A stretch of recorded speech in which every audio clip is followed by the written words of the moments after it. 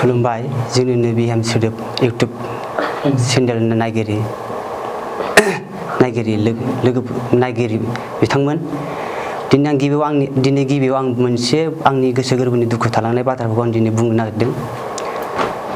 आंनि दिनै बुंनायनि गिबि रावानो जाहैबाय दाखालि 22 तारिख बुधबार बारायखालि 9टा 50 जानाय लोगो लोगो आंनि आंगोनि अनसुलि बिसि समायना बसुमतारिया बबाहाय थांदों बहा मादों जों जेबो खबर मोनाखै, बहा दंहैयो बहा मायो जों खबर मोनाखै। मानसिखौ आं मैया साननैसो नेबाय, साननैसो नेनायनि समावबो आङो बिसिनि खौरां जेबो मोननाय जायाखै। बेनिखायनो बबावबाफोर लामा सामा एबा बहाबाफोर थागोमायालासिनो बा दंफांबायोबा बा बबेबा हटेल बबेबा सोरनिबा माहाजोननि न'खराव बा रुवाथि बायदिसिना थानो होननानै गोसो जानानै बहाबाफोर ओंखारलांदोंबा दिनै आंखौ साननानै आंनि अनसुलि बिसिया ओरैबायदि गोसोखांनानै फैनांगोन आं दिनै बेसेबां दुखु जालायाव दङ। नाथाय नोङो मोनथिजोबाखै जानांगौ, नाथाय आंसो मोनथिदों दिनै नों गैयाबा आं मा जानानै थादों, आं मा केपासिटियाव गोग्लैदों। नाथाय नोंसोरदि दंहैयो खोमसि फोथायनानै, नाथाय आङो दिनै नोंनि फिसाय आं माबा बुंदोंबा बा माबा गोरोन्थि बुंफ्लांदोंबा बा मालाबा समाव नोंजों नांलाय खमलाय जादोंब्ला आं माबाफोर बुंनाय बाथ्राफोरखौ नों दुखुआव साननानै थादोंब्ला जाहाथे बे भुल दाहाफोरखौ गोसोआव लाबाय थानानै साननानै खेमन साननानै थायालासे दिनै आंखौ सानफिननानै एबा नैबे आंनि फिसाला बा नोंनि फिसालाखौ नायनानै बा आंखौ नायनानै फैफिननायनि नों जेरावखि थाया मानो फैफिन। नोंथ' मिथिखायो आंखौ नों गैयाबा जेबो जानाय लोंनाया थिग जाया होननानै नों आंखौ सिगांनिफ्राय मिथिखायो। नाथाय दिनै नों आंनि माखासे जानाय बा नोंनो नुबोखानाय माखासे रावफोर बा रायलायनायफोरखौ नोंनो मिथिखानायखौ नों दिनै मानो बेबायदि आंनो एसेबो खबर होआलासिनो सोरनि खोथा लानानै बा सोरजोंबा खबर दं नामा ना सोरनिबा खोथा मोनदों बे उमुगा गाज्रिथार बा माबा गाज्रि जादों बा गाज्रि खामानि मावदों नामा बा नोंखौ माबा बुस्थु बुंफ्लांदों नामा बेफोरखौ सिगाङाव माबा बुंदोंब्ला नोङो निमाहा होदो। दिनै नों बुं नों बहा दं, दिनै न'आव खबर खालाम। दिनैसिम आं नोंखौ बारे नेगासिनो दङ, नाथाय नों दासिमबो सफैयाखै, जेबो खबर हराखै। नोंसोरथ' जोंखौ मिथिखायो आंगोनि फिसाइया मबाइल लाया होननानै मिथिखायो। नाथाय नोङो सोरनिबा गामिनि बा नोंनि लोगोफोरनि बा नोंजों बेरायफाग्राफोरनि नाम्बार दङबा नोङो आंनाव एसे अननानै खोन्थाहर नों बहाय दं। नाथाय नों लाजिदोंबा फैनो लाजिफिनदोंब्ला नों आंनो खोन्थाहर, आं लायनो हागोन, आं थांगोन। नाथाय नोंनो साननानै नाय आंनि आंगोनि अनसुलि बिसि समायना दिनै नोंनो बे गथ'खौ मानो आलाय सिलाय खालामनानै दोनलांखो। आं हारसिंथ' बे गथ'खौ नों गैयाबा आलाय सिलाय आं बोरै फेदेरनो हानाय नङा। आरो नोंबो साननांगोन बे गथ' सासेखौ लानानै आं माबायदि रायजो जानो हागोन। नाथाय आं हाया, हारसिङै हानाय नङा। नों थादेरबासो बे संसारा जागोन। जाहाथे संसार जानायनि बेलायाव सोरबा हौवाया गथ' सासेखौ होलांनानै बे बिफाया बे गथ'खौ बेसेबां जोथोन लानांगौ बिराद सिन्था दारना थायो। मारै होनोबा बेराफारसे खामानि दामानि अपेनद्रायबो जों हमनो हाया। माखासे बेराफारसे दुखुथियाया जोंनाव फैबाय थायो। मारै फैबाय थायो होनोबा जोंनाव सानगोन बा आंनि हिन्जावा बहाबा थांमारदों नामा, बा आंनि फिसाया जेबो बुस्थु मोनजायासै नामा, बा न'फ्राव जेबो प्रब्लेम जाबाय नामा, जेबो जायालासे बा माबाफोर जाबाय नामा साननानै जों खेमो मोननानै जोंनाव दुखु फैयो, नारभास जाबोयो।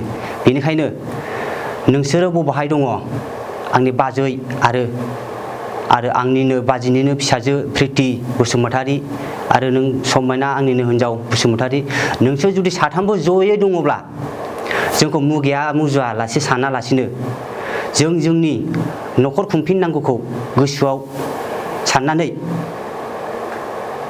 गाहाम मोजाङै फैफिनलायदो। फैफिनलायनानै जों आलो गोजोन संसारखौ जों जालांनायनि लामाफोरखौ जों बेब'स्थाखौ जों लानानै थांनांगोन। जाहाथे इयुनाव बेबायदि दाखालाम, जोंखौ बेबायदि दाखालाम साननांगोन। नोंबो बेसेबां समाय दं, बेसेबां मा दं, बेसेबां सम दं। नों दाबो जेबो बैसोनि मानसि नङा, आंबो जेबो बैसोनि मानसि नङा। बेबायदि बैसो थासान्दियावनो बेफोरबायदि समाजाव बा बाहायबा गाज्रि आखु दिन्थिफ्लांनानै नोंसोर बहाबा थांदोंब्ला आंबो निमाहा होगोन। नाथाय आङो जेबो साननाय नङा। नोंसोर बहाबा दंहैयोबा नोंसोरो नोंसिनि गोसोबायदि सानैजों मिलायनानै आरामसे नोंनि न'खरा मा सिस्टेममोन आंनि फिसायनि न'खरा मा सिस्टेम अबस्थायाव दङमोन दिनै जोङो बहाबा थांनानै सोरबा हौवाजों थांफानानै सोरनिबा न'आव रुवाथि थानानै जाहैनानै सोरनिबा हटेलाव थानानै जाहैनानै दिनै जोङो आलो गोजोन थानो हागोन नाथाय नोंसोर बेखौ दा सान नाथाय आंहासो सानगोन आंहासो दुखु जागोन बहा दंहैयो बहा थांदों बहा मादों बेफोरखौ जों खबर लाबायगासिनो दं नाथाय नोंसोर दासिमबो जोंनिसिम खौरां हरा दिनै खौरां हरनांगौमोन मानो खौरां हराखै नोंसोर जाबा जाबाय ओंखारलांनायखौ जोङो जेबो मोना नाथाय सानसे थामोन नाथाय फैफिनमोन आं उमुगा फैदोंमोन बिफा आं खोन्थाहरनो हास्लाबासै मैयाहाय आं दिनै खोन्थाहरदों फन हरदों बेफोरबायदि मोजां गोसो साननानै खनसेथ' फन हर जोंबो नेमा होगोन जोंथ' जेबो नङा जोंथ' नोंखौ बुख्रुब सुख्रुब खालाम जों नोंखौ उमुगाव थायो होनना जों होखाराखै आरो होखारनोबो थिनखायाखै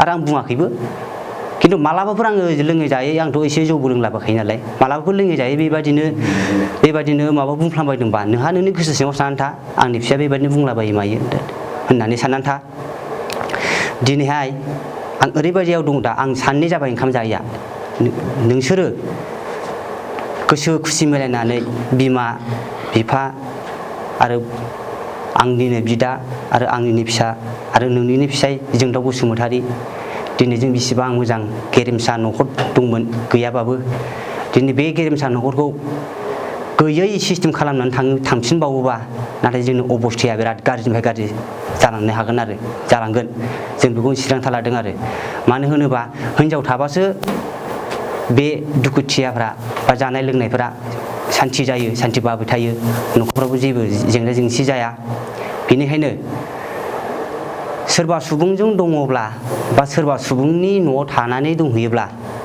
बा नोंनि आंगोनि लोगोनाव दंहैयोबा बा बै आंनि बाजैनि लोगो बा जाथि बंस'फोरनि न'आव दंहैयोब्ला नोंसोरो जेबो सानालासिनो गामिनि मान सन्मानखौ सानालासिनो नोंसिनि मान सन्मानखौ सानालासिनो मानो बुजिनो हादिया दिनै मोजाङाव फैनांगोन गामिया बेसेबां नाम जादा जागोन नोंसोर जुदि फैफिनबायबा जोंनि रायजो राजाफ्राबोथ' नोंसोरखौ जेबो बुङा गाहायाव फैफिनबाय होननानै सानगोन नोंसोर जुदि फैयालासिनो थायोबा जोंनि रायजो राजाफ्राथ' बिराद गाज्रि खोमसि फोथायनाय फैगोन गोसोआव साननाय फैगोन बेनिखायनो नोंसोरबो बेबायदि दाखालाम बेबायदि खालामनो नाङा दाखालाम बेनिखायनो नोंसोर बाजैबो आरो आंनि बियादै प्रिति आरो आंनिनो बिसि अनसुलि समायना बसुमतारियाबो दिनै नोंसोर आलदा जुदा ज'आव गैयाबाबो आलदा जुदा दंबाबो नोंसोर खौसेयै कन्टेक्ट खालामलायनानै थांफिननायनि लामाखौ खालामनानै फै आरो नोंसोर हास्लाबबायाबा जोंनो खोन्थाहर जों लांफैनायनि लामाखौ जों लागोन गामिया आंना आलांगि सामुखागुरि पस्ट अफिस बिसमुरि डिस्ट्रिक्ट क'क्राझार थाना क'क्राझार अननानै बहाबाफोर दङबा बा बिसोरखौ बहाबा लामा सामाफ्राव दङबा बा सोरनिबा न'आव दङबा खोन्थाहरदो नैबे नाम्बारावनो आं नाम्बारखौ खोन्थानोसै 9394301206 बे नाम्बाराव खोन्थाहरनो हागोन आरो लोगो मोनबा बहाबा लामा सामाफ्राव बा बहाबा दङबा आंनिनो बिदुला बसुमतारी आरो बेवाइ समायना आरो प्रिति आंनि फिसाजो हिनजावबो दंहैयो लोगोसे नोंसोर ज'यैनो फैदो फैनानै जों आलो गोजोन संसारखौ जालांसै जों एसेयावनो दोनथ'नाय जाबाय खुलुमबाय।